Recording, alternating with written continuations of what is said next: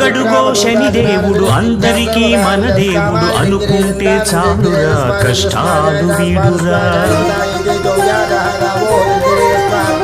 సూర్యపుత్రుడైన వాడు మనకు వెలుగునిచ్చువాడు, ఛాయాపుత్రుడు వాడు మనకు చల్లనైన వాడు.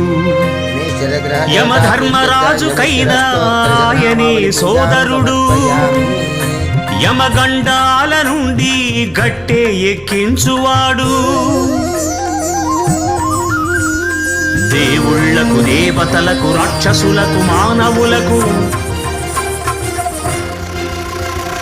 భయమే పుట్టించువాడు, భయమంటూ లేనివాడు. అతడే అతడే అతడే మన శనిదేవుడు.